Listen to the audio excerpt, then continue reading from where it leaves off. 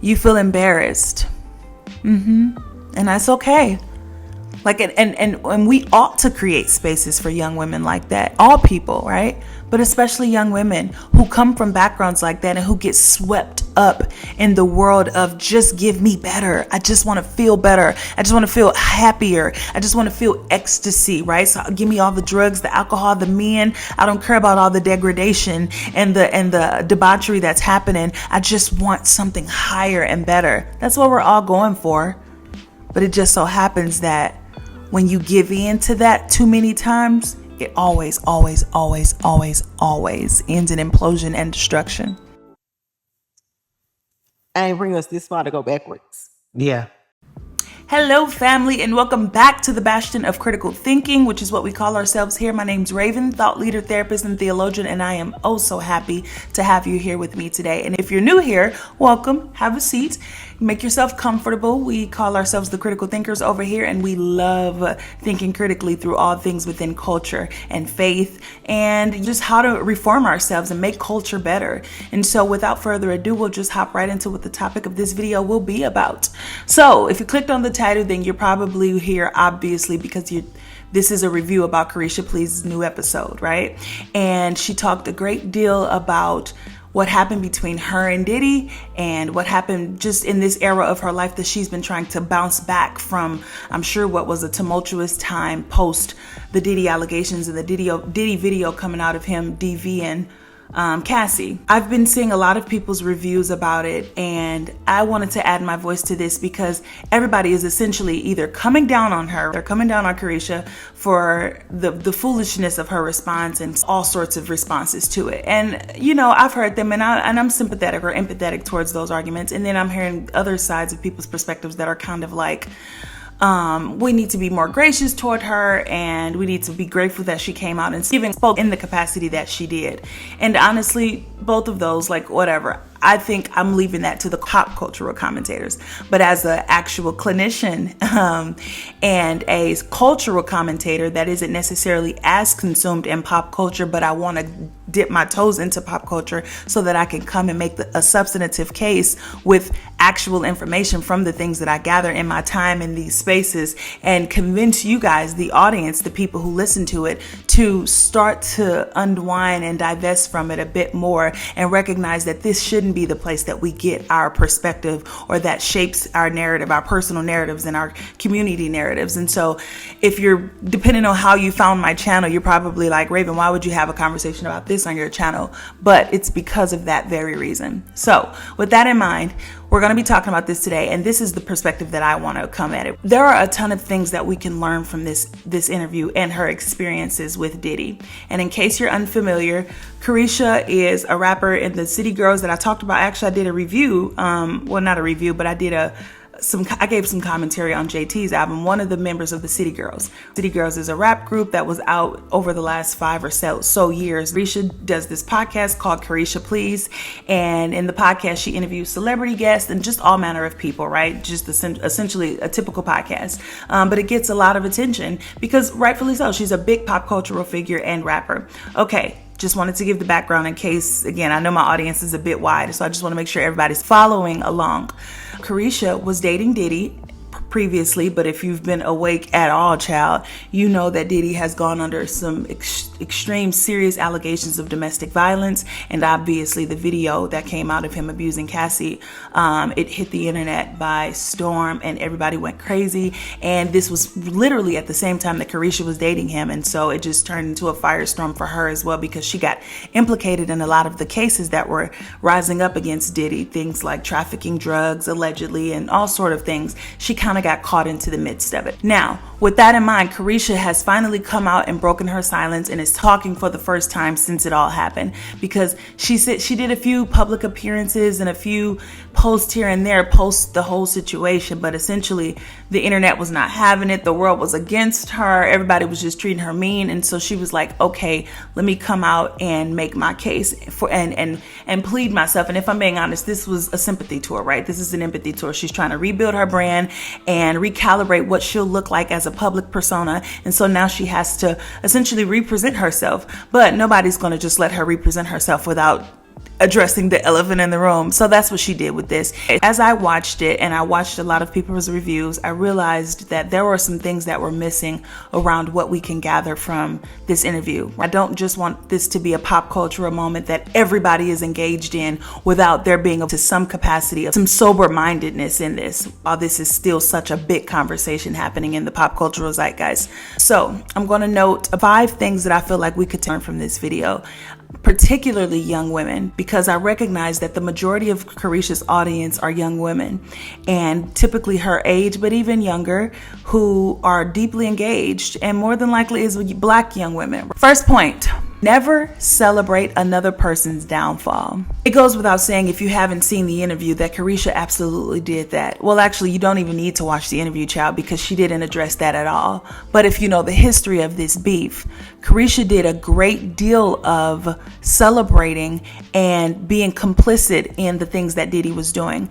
Now, you can make the case that, well, Raven, no, she didn't. She didn't know about Cassie. Cassie was before her, and she didn't know about the things that were alleged of him in some of these lawsuits that have come out against him more recently. You can't make that case, because it's like, well, how can you prove that she knew, Raven? I'm just going to sit some tweets. I'm just going to sit these tweets here, and you can do with them what you will. Her words were explicitly close to what many of the allegations that Cassie made, and even the girl who she's referencing in this tweet. These messages were explicitly similar to the accusations that were lodged against Diddy in these lawsuits, accusing him of DV and abuse. So you can make the case that, oh, well, how did she know, Raven? You don't know if she knew. She told us that she knew inadvertently, and actually not even inadvertently, it was explicit. And regardless, I know you can also make the case that, well, this girl that she's coming after, she came after her first because they were sleeping with the same man, and she was jealous and she was annoyed with it, right? Whatever the reasons are, it's all goofy, let's be clear. But even if we just played that game, think of how foolish that is. So you're the number one girl. And so you're going to use that leverage, you're going to use that power and lord it over someone in a way that is mean, takes advantage, and mocks and pokes fun at the abuse that she experienced by this man that you're dating. Now, this is just specific to that, but honestly, this rule can be universally applied. We don't mock other people's downfalls, right? And even if that girl did come after her, you take the opportunity to be a bigger, better person and show that I am confident and secure in who I am and what I have going on, that I don't have any time, space, or energy to give to anybody hating from outside the club, right? To anybody that's hating on me or jealous of me from the position that I stand. The only time you do give energy and light to that is when when there's some issues in the home, right? And when I say home, I mean internally, when there's actually things that you're worried about. And so you give energy elsewhere because you're projecting the insecurities and the uncertainties that you're actually experiencing in that thing that they're coming after. So yeah, the biggest thing that we can take away is never celebrate anyone's downfall, even if they're championing yours. Because the truth is, in the end, it all comes out in the wash. And I've learned over the years that I've lived, man, this is real talk. And I'm only 30, but I promise you these 30 years are rich. I've learned so much about humility and moving forward and letting success and contentment and inner peace be the loudest voice in the room. Because truly, when you're on your ground, when your life is really piecing together and you're doing the work internally and externally, even, because like accomplishments and stuff matter. Being that girl does matter. But when you're really putting in the work, all the noise that other people are saying literally becomes meaningless. Nothing. You can actually hardly hear it. And I recognize that she's a power player on a different level. And so you can make the case that when its voices from so loud and all over, it's easy to say that because you don't have the amount of voices that come after her. But again, we're just talking about that one person. She celebrated that girl's downfall. She celebrated that girl's loss of position because she was now thrust into Diddy's number one spot. And tables turn real quick, honey. Tables turn real quick.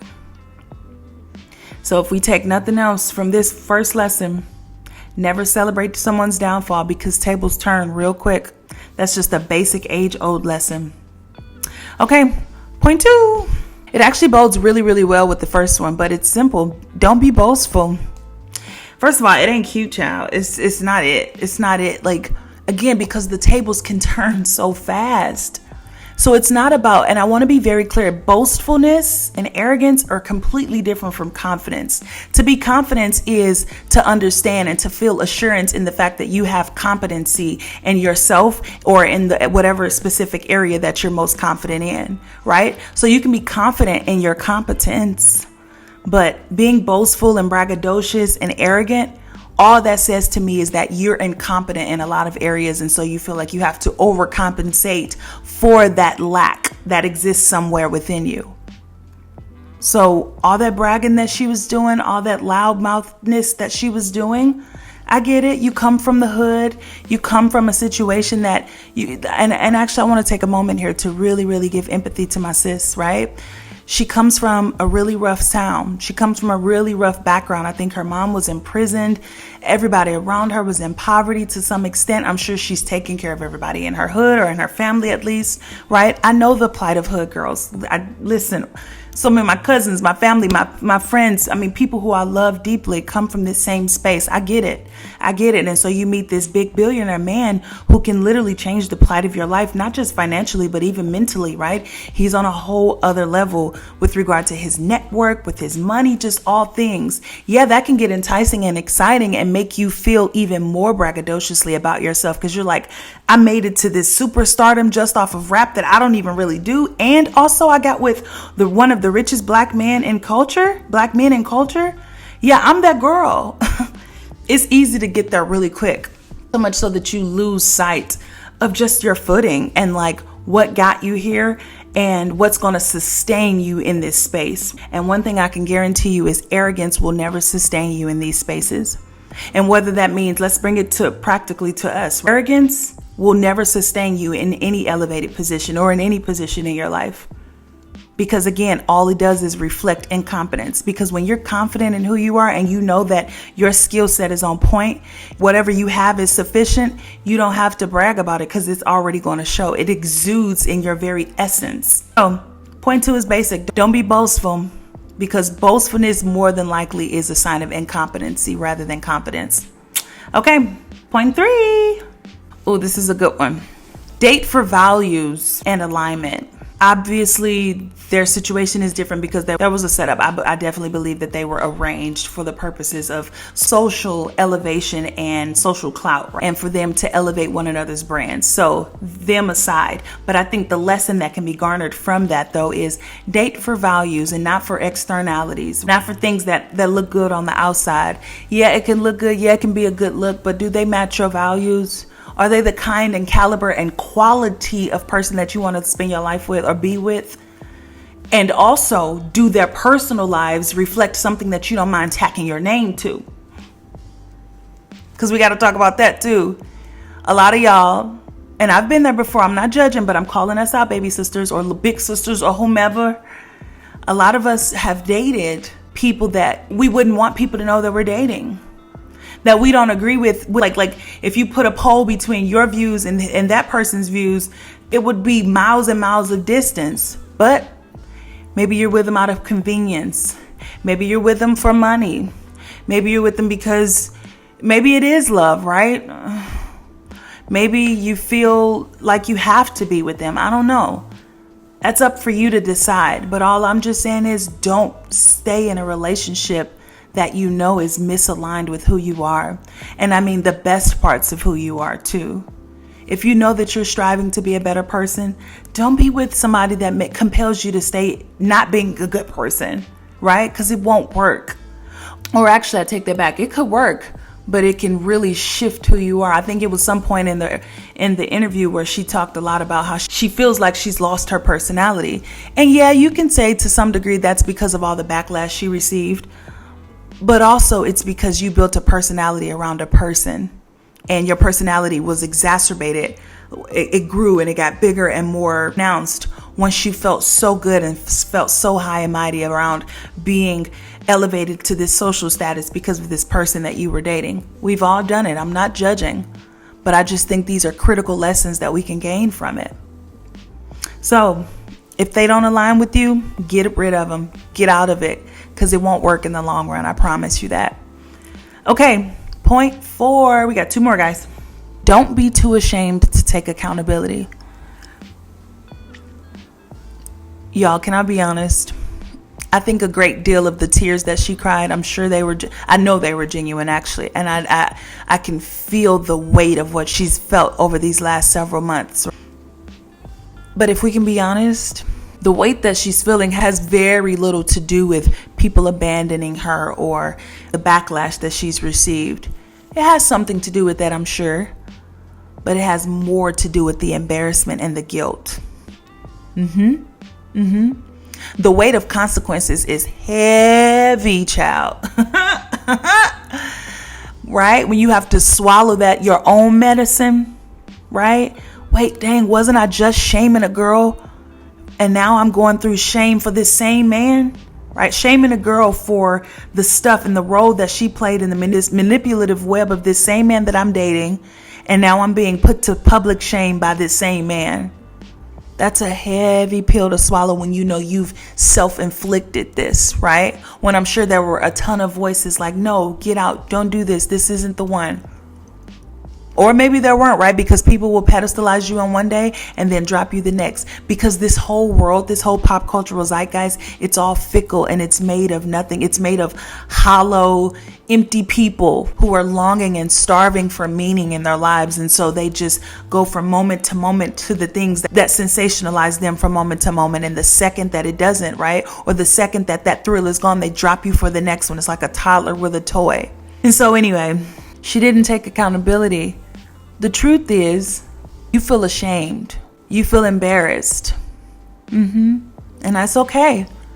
Like, and we ought to create spaces for young women like that. All people, right? But especially young women who come from backgrounds like that and who get swept up in the world of just give me better. I just want to feel better. I just want to feel happier. I just want to feel ecstasy, right? So give me all the drugs, the alcohol, the men. I don't care about all the degradation and the debauchery that's happening. I just want something higher and better. That's what we're all going for. But it just so happens that when you give in to that too many times, it always ends in implosion and destruction. So, but the only way from that though is just full honesty, accountability. You can't absolve yourself from that. And the best way to the other side is just through it. There ain't no getting around it. There ain't no moving past it. No, you just got to face it head on. And so long as it's the pretend, like the fact that those tweets weren't addressed that I posted in the beginning, those should have been addressed. And fine, maybe don't do them in the public eye. I totally get that, because we're not owed all of this trauma porn anyway, honestly. But you do have to do that within yourself, big sis. You gotta take a moment to step back and say, y'all, I was tripping bad, and I got caught up in my own hype. And if y'all would have me, I'm asking for forgiveness, but not even just to you guys, but to my Savior and to myself. Sorry that I let myself get caught up in my own hype. And now I'm speaking to you guys. If you catch yourself getting in a situation or a relationship even that spirals you out of control, we have all been there, y'all. A relationship that makes you almost lose your mind in ecstasy though.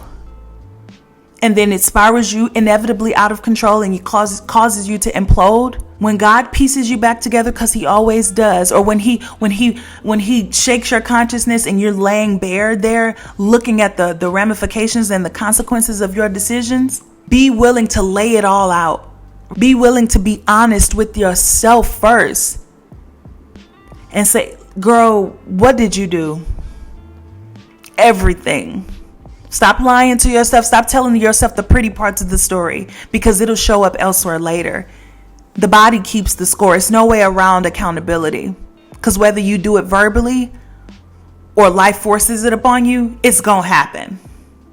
So just lay it bare. Be honest. I screwed up. I thought way too highly of myself. I made a mistake. I put way too much into this relationship knowing that this wasn't a person that aligned with my values. These are the ways that I messed up. These are the reasons why I messed up. And then once you do those two things, then you can identify how best not to go down that route again, but actually choose a route that is more conducive to the journey that you want to be on. Okay. That's a whole other thing, child. I can do a whole video on that, but y'all just let me know what you think, and we can re-up on that if we need to. And then last and final thought or point. Money means nothing if your values are compromised. Honestly, I don't even need to expand on that one, do I? Actually, let's just go with scripture and then I'll leave it there. What does it profit a man to gain the whole world and lose his soul? Yeah, that's the bottom line. Money means nothing if you can't look in the mirror and be proud about who you are. Let's take these moments and learn from them. I know these are the times where we come together almost like in the pop culture town hall and we gather on one thing and talk about one thing at a time. And I know we do that often. But let's take the valuable lessons from this time. It's not to shame her, right? I'm sure that girl is feeling enough shame, trust me. It's not to continuously shame her.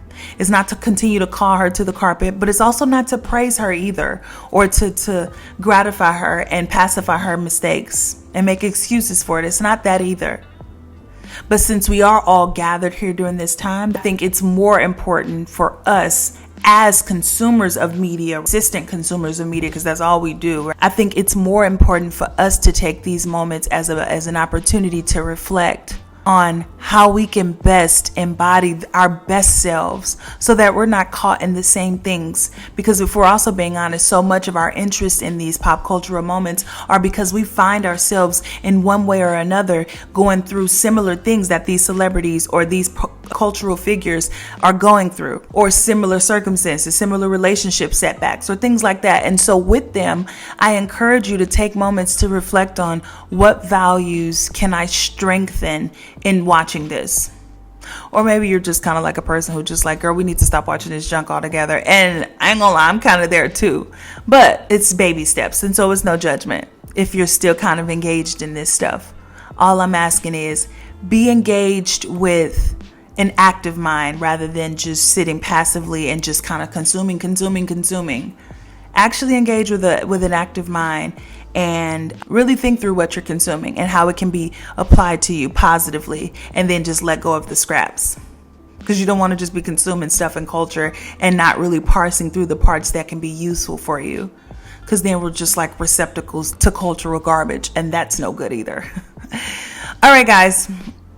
I am done. I'm done. Okay, I did that because my voice is hurting. Yes. Also, shameless plugs. I need to start doing this more. My man is going to kill me if I don't. So I have 2 books. I wrote 2 books. The first one that I wrote is Lessons from My 20s. And the second one I wrote is It's Not Political, The Case for Mass Divestment from Pop Culture. And you need both of these books. This one is kind of self-explanatory. I just make the case of why we need to divest from pop culture and invest more into ourselves and our humanity and the best ways to do that. So that's what this one is about. And this one is essentially a navigational tool for your 20s, or if you're out of your 20s, a good reflection tool to look back on like, whoa, these are some of the good lessons that I learned. And maybe if I missed them, some that you can pick up to kind of help you along the way as you continue to navigate adulthood. So both of these books can be really useful for you. You can find them on Amazon.com, BarnesandNoble.com, a few other places, but those are the big prevalent ones, so you should check them out. Raven Martin, I know my name on here is Raven Renee, but Raven Martin is my actual name. Look me up and buy these books. They're really, really helpful. Okay, and with all that said, Nothing else? No, I don't think anything else. All right, family. Love you so much. Like, comment, and subscribe. Y'all have been doing really good, but I have to just keep saying it, even for my own self, because y'all are really moving in my last videos in the algorithm. And so clap it up for y'all. But yes, like, comment, and subscribe. And until next time, I'll talk to you later. Bye.